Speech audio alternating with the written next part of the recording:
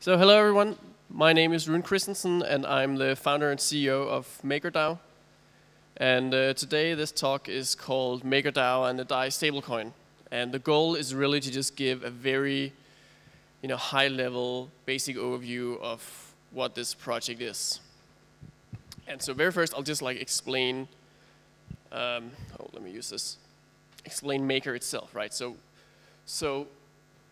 Maker, or MakerDAO, DAO, Decentralized Autonomous Organization, is it is actually the first of that kind, the first DAO in the history of Ethereum. It's actually a year older than the DAO itself, and what it is a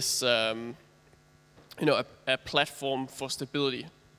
So right here, and it's a platform in the sense that it's a smart contract system that's live on Ethereum right now. So it's like a fully decentralized system with a number of smart contracts that people, thousands of people are using for their stability needs. But it's also a community that's supporting this platform. And basically together these two things form this concept of a DAO, right? Like a fully autonomous system that provides some service through blockchain technology. And so this stability service that MakerDAO provides is something very specific, namely the DAI stablecoin. So the DAI stablecoin is actually the first ever decentralized stablecoin for Ethereum. And the most important thing to know about DAI is that one DAI is worth $1. Oh, whoops. One DAI is equal to $1. You can actually go check right now on CoinMarketCap and check the price, and you'll see that the price is, it's very close to $1. We call this soft pick because there's always going to be some fluctuations. And this is incredibly useful because it means you have a cryptocurrency with all these characteristics you're used to of crypto, right? You can send it instantly. It's an ERC20 token. You can hold it in any wallet. And you can use it with dApps. And you can do all this without having to worry about the volatility of cryptocurrency that you normally have to deal with when you use any sort of blockchain application. So why do we need stablecoins, right? And this is just a random, little funny picture of the Ethereum price at some crash about a month ago. But it could, this could equally well apply to these past couple of days, right? We probably all felt what that was like, what this kind of scenario feels like. And now, so imagine being someone who's like a dApp user or a business trying to use cryptocurrency in their daily operations or something like that, and having to deal with this, right? It's not really optimal. But now let's have a look at what the DAI price was like during this crash. So that's what the DAI price looked like, right? And like I said, this system is live right now. So this is actually the real price on the market, right? That people were exposed to if they held and used DAI during this supposedly terrible crypto crash that was happening. And this is, that's just really why this stuff is so important, right? Because it means you can now actually use crypto without having to worry primarily about volatility and bubbles and crashes and that kind of stuff, which really is right now what mostly characterizes the space, right? It's like ICOs, hype, bubbles, crashes, FUD, all that stuff. When it should be, technology, innovation, new applications, and all of this, potential that's lurking just, behind the horizon, so to speak, right? It's like it's there, but it's not really being seen just yet. And we actually believe the main reason for this is because there hasn't been a real stablecoin yet, right? So there just hasn't been this opportunity to build something real that you can then go and get real users to use, because a real average user who wants to use some application to make their life easier in some way, no matter what you offer them, they're not gonna accept it if they have to deal with crazy volatility. So DAI really solves that problem completely, and basically it's like a new era for blockchain technology because it's something everyone will be able to use. Like I said, it's an ERC20 token. It's fully decentralized. It's live right now, and it's in the process of being scaled, and I'll get to that in a moment. But it really will just unlock, the next stage of blockchain technology. But first, let me just talk a little bit about the history of the project, because it's actually one of the oldest projects in Ethereum. And in fact, the stablecoin movement as a whole is extremely old and goes back to the very early days of Bitcoin. As written here, right? It's like originally there was this Mt. Gox crash that led to this 2014 year, where the entire year Bitcoin was going down, all of cryptocurrency was crashing. Back then there wasn't really any interesting altcoins though, so there was mainly just Bitcoin. But this actually led to a lot of people forming and joining this new project called BitShares, which was the first stablecoin project that actually attempted to create a real stablecoin. And many of the MakerDAO team were a part of this BitShares community. And then as Ethereum came out, what happened was a lot of us sort of migrated over to Ethereum and realized that Ethereum was really the place where it would be possible to sort of bootstrap and enable this stablecoin ecosystem and really have it realize its true potential. So we just went to work before Ethereum was even launched, actually. Like I said, it was one of the oldest Ethereum projects, and we're just about to have our 3-year birthday this March 26th. Yeah, for those past 3 years, what we've been doing is basically just heads down working on developing the system. Because one of the things we realized very quickly, and as was really shown with the DAO hack, is obviously that if you want to make a fully autonomous system, security is so incredibly important, and it's something you can't, there's no easy path to like make a secure system. It's just really difficult and hard work, and takes, like very, like a long time and sort of like very iterative approach, where you just do, ultimately you have to just like make sure everything is done right? And there's no like little small flaws or holes anywhere, basically, in the entire system. So yeah, so we realized that it's about, focusing on building stuff, focusing on, just like taking it step by step, right? So one of the first things we did was we built actually the first decentralized exchange for Ethereum, which is called Oasis DEX. And that has been live for about 2 years at this point.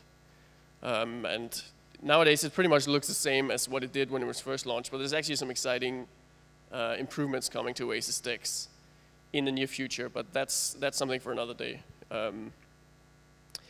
Then last summer, actually, so at this point about 9 months ago, we actually launched the very first version of DAI, you can say, which we called Psi, because we wanted to sort of emphasize it was an alpha. And like I said earlier, right, we have this like very careful step-by-step approach. So we've been, very focused on making sure that we roll this stuff out very slowly and avoid anything that looks like, a DAO disaster again. So Psi was launched last summer. It ran for about 6 months and worked flawlessly. Basically, we had these stable coins and they were worth $1, and we used them for our internal like budgeting, and there were a few uses of it. The market cap ended up being something like $2 million at the end of the alpha. And then December 17, we launched the current version of DAI, which is now live on the blockchain. And it's been working since then, right? Like I showed, there was showed the price graph before, right? It's holding its peg at $1, and it's actually grown quite a bit more than what we allowed Psi to grow. There's currently about $20 million worth of DAI in existence, which of course is still, peanuts compared to what the system we're building is actually able to handle.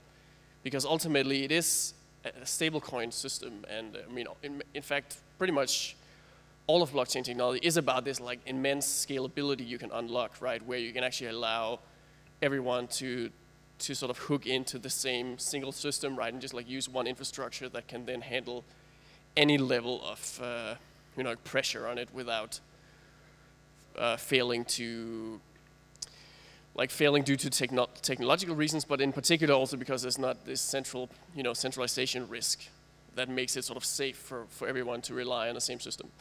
And so what everything is building towards right now is this great launch of the multi-collateral version of the system that's coming this summer. So that'll be 1 year after the launch of the initial alpha. We'll actually release the final version of the system, which is then this, this scalable application that we'll take to the mass market. So what I'm going to talk about now is this scalable future version of the system. And yeah, I'll explain exactly what the difference is. But so here's how it works, right? Like now, so the basic system is simple. You have one DAI, it's worth $1. That's all you need to know if you're a user of the system. If you're, like an expert or a financial person, or you're like a blockchain enthusiast or an advanced user of the system, you of course want to know what's going on behind the scenes, right? And how is it possible to actually create a decentralized stablecoin? And yeah, so the most sort of basic principle that's important to understand is to think about the principles of how money worked during the gold standard. Right, like during the gold standard, basically, if you had some money, you could go to like the Federal Reserve, and you'd get gold in return for your money. And it is this, basic principle that there's some valuable thing behind my currency that makes you, as a regular person, able to really trust it, right? Because okay, my money has value because there's something else that has value behind it, and that's what makes me trust it. And that is really the principle behind DAI. Except it's not just gold that's backing it, but there will actually be gold backing it. But in addition to gold, there's also like ETH assets. There is like going to be a whole range of other things. For instance, any other token on Ethereum, but also stuff like in the short run, we'll have some real estate related assets. We'll have possibly have actual fiat currency. So it'll be so part of the DAI stablecoin will have real fiat backing it. And what's really cool is all of this backing of the stablecoin is done, by a decentralized system, and it basically works like a big automatic balance sheet that's like taking care of all of these, like basically ensuring that for all the stablecoins that exist, there's going to be even more collateral in the system, right? There's like even more valuable assets behind the stablecoin, and overall the system is always solvent, and it's something that anyone can verify, like go and audit in real time at any time they want. Sort of the individual like entries in the balance sheet, you could say, are called collateralized debt positions. And collateralized debt positions are sort of the part of the system that advanced users interact with, because they can actually go and they can use these smart contracts actually, right? So there are sort of individual smart contracts in the system. Advanced users can go and they can actually use them to generate DAI through the system itself, right? So anyone actually has the ability to generate DAI through the system, as long as they make sure to put enough collateral to back that DAI. And that's really the key point of the system again, right? Is this, that there has to be, for every stablecoin that exists, there must be even more collateral of good collateral behind it, making sure the system as a whole remains solvent and sound.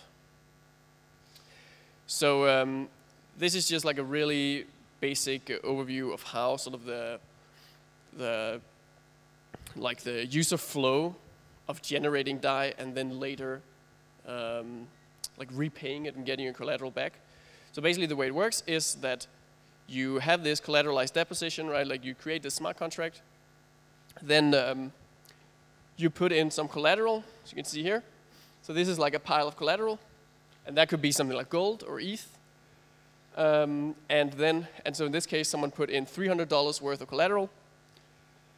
Once you put that in the system then allows you to generate DAI up to some amount that's less than the total collateral. So in this case, 185 DAI has been generated with this $300 as collateral. And that means you as a user now suddenly hold 185 DAI in your hand that you can go out and spend on stuff. Or, yeah, I mean, you can go out and use it to buy, go for spending, like real world spending, or you could do something like purchase even more of the collateral asset if you want to go leverage, like if you want to leverage your position. So the system essentially enables margin trading. Because then, of course, what happens is this 185 DAI that you've generated is sort of recorded in the system, right, in this balance sheet. And then the basic mechanism is that if you have this $300 worth of collateral, but you're not going to be able to get it back unless you actually go out in the market, buy back the same amount of DAI that you initially borrowed, then pay it back to the system. So you sort of remove your debt again, and you're able to retrieve your collateral. So actually a really easy way to make an analogy of this is how a mortgage works, right? Basically what happens is you go to the bank, you show them your house. Basically they take a look at your house and decide how much they think it's worth, and then they say, we'll lend you this amount of money if you put your house as collateral. And now you have a bunch of money, you can go out and spend it, but obviously you're going to pay back the debt that you now have to the bank over time, because you want to retain ownership of your house, right? And you don't want to risk that the bank will actually go and sell your house, which is what will happen in the system if, or in the mortgage situation in certain scenarios, right? So one is that you don't pay your debt, and the interest rate, like the debt just keeps growing over time, and eventually it's sort of like the debt sort of goes up and hits some critical point where there's no longer enough collateral to back the debt. Or the other option is that, like the other scenario is that the value of the collateral falls, right? It's shown here. Like, so suddenly the collateral is only worth this much, right? So when that happens, basically there's this point we call the liquidation ratio. Like there's some level of collateral to debt where the collateralized debt position as a whole is no longer considered safe. And it is in this scenario that the system then sort of uses its autonomous ability to like it's a smart contract, right? It can actually do this as a even without being controlled by humans or anything like this. This works completely automatically, and what it does is basically goes out, sells your collateral, retrieves enough money to cover the debt, and then gives you whatever's left over. And this ensures that even if the price of the collateral in the system falls, the system sort of balances out, equalizes the balance sheet over time and makes sure that this balance is maintained where there's always more collateral than there's debt. And we've seen that happen in real time, for 9 months at this point, right? So basically what happens is every time there's a crash in the price of ETH, there are some people who, as they say, flew a little too close to the sun, basically, and kept like too small a buffer of extra collateral in their position, and then they end up getting liquidated by the system. And that way, that's why we can maintain this like stable price, even regardless of what's happening to the ETH price. If it's going up, if it's going down, it doesn't matter. The system sort of continuously keeps everything in balance and maintains the price at $1. Of course, it's not, just using liquidations alone isn't going to always guarantee that no matter what, the system will remain stable. And so there is this concept of the black swan event, which is basically that something extreme and severe happens in the market that sort of the traditional financial thought isn't able to preempt, basically. But it also really, it's also another way to say it is jump to default, right? Like it's just like where something like a collateralized debt position, like in the context of our system, right? It's where a collateralized debt position basically sees its collateral suddenly plunge to basically nothing before the system even has a chance to react and sell it off on the market to recover the capital for the debt. And so there needs to be some additional mechanism to deal with that, even though it's a very unlikely scenario, right? As it says here, there's like right now with the system we're running right now, we need to see an instant 70% fall in the price of ETH. So that's like a 70% crash from 1 second to another. And we've never even seen really a 70% crash ever really happen in like anything. Typically something like that happens over a very long period of time, or at minimum a couple of days. And as long as that's the case, the system can actually totally handle it. But there's always going to be, like, regardless, it's still something that needs to be dealt with for some, in order to make something that's truly scalable and trusted by, an entire economy, or, global finance, or, all these long-term potential there is for like a truly scalable and reliable financial system, right? So there's a number of precautions that we are taking that makes it possible to deal with this risk.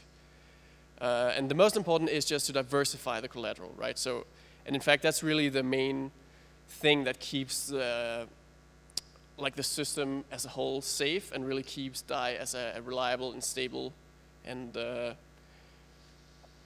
safe store value, is that the assets that backs it is not just going to be like a bunch of coins or something, or like a bunch of only precious metal or something, right? It's actually going to be the most possible diversified and like wide-ranging different types of assets. So even if there is this jump to default black swan event happening somewhere in the economy, it's still only going to affect a smaller portion of the overall collateral portfolio.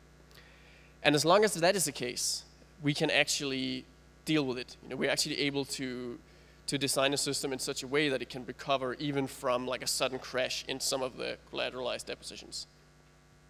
And the way we do that is through Maker itself, essentially, right? So like the final component of the system is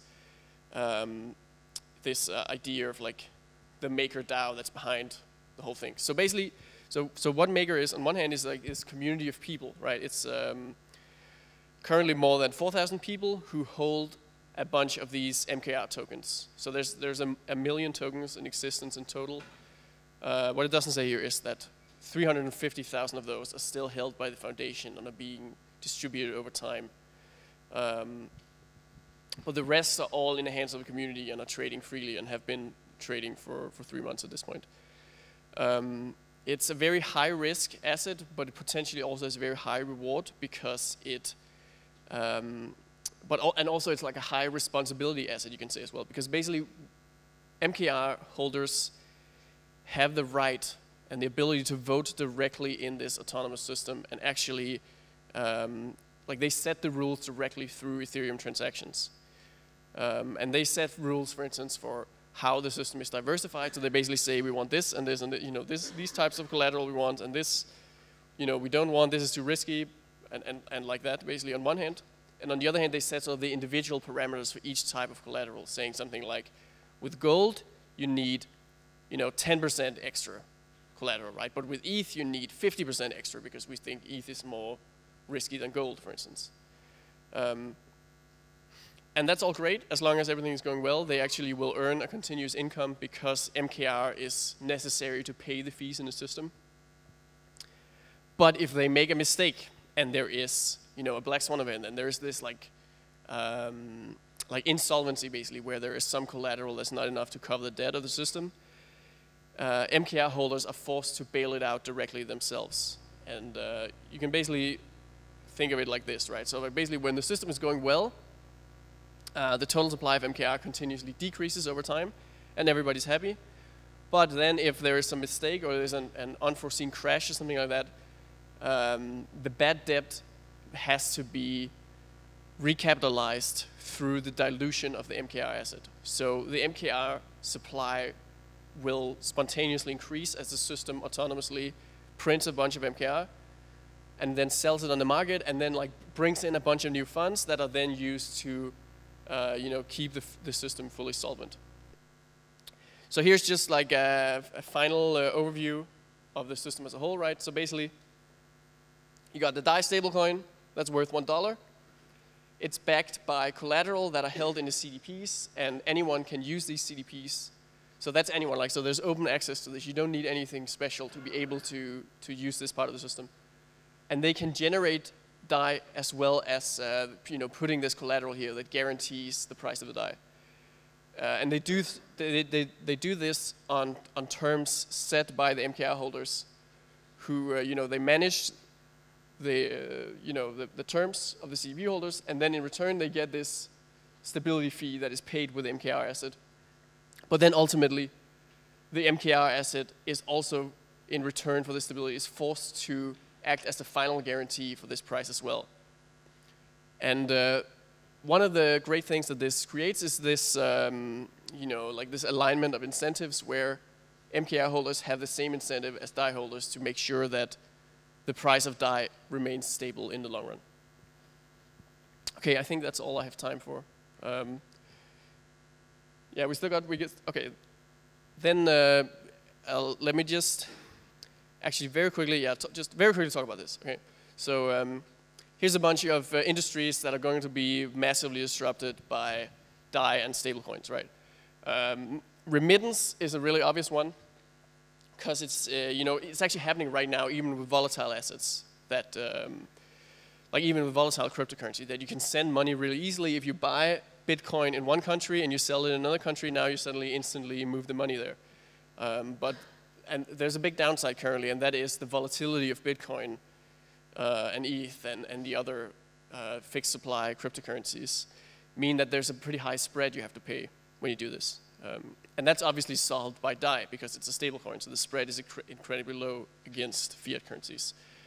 And we're working with a number of remittance companies who are all incredibly excited about starting to use DAI just because they can. It's so obvious how this is solving a major pain point for them.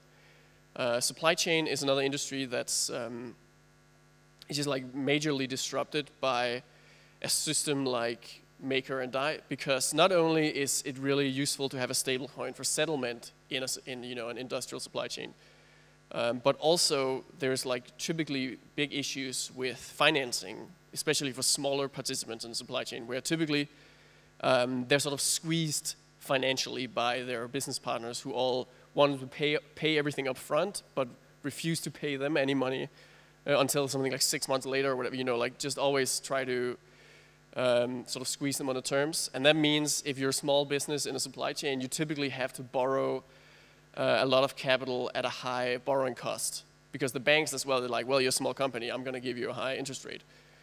And with our system, we can actually come and really disrupt this because of how we enable basically credit creation, because you can take collateral and you can use that. Like you can take real assets and you can use those to unlock liquidity through our CDPs.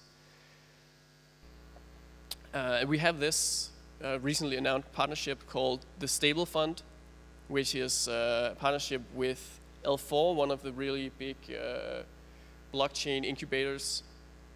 It's based in Canada, and anyone who's doing basically any sort of crypto project that's focused on solving real problems and doing something real in the real world should come to us, because you'll likely benefit from integrating stablecoin in your system, possibly even integrating CDPs or other parts of the system, because there's actually many different ways that you can build on the Maker platform. So you can go to stable.fund, and we'll fund you, and we'll support you with technology, support you with business model, and basically everything you could need. And so this is just a screenshot from the interface of the system as it currently runs on the system. So here you can see, there's like, here it says there's 17 million outstanding DAI, and I think today it's like 20 million, so this is a little bit old. But yeah, that's what it looks like. And what's cool about it is it gives you like this full insight into what's going on in the system, right? You can see exactly how much collateral there is. At the time this was taken, there was 70,000 ETH backing these 17 million DAI. And now it's not possible for me, but you can actually, if you go to this website, you can actually scroll down and you can see the individual collateralized depositions and how they're individually collateralized. And actually, any of you could go to this site right now. You just have to go to DAI, right? DAI.MakerDAO.com, and you can actually check it out, even without like a web browser or anything. You can just like, you know, audit the system essentially and see that it works how it's supposed to. Okay, that was my presentation. Yeah, unfortunately, I don't think I can take any questions. I ended up, yeah, using a little bit more time. Thank you.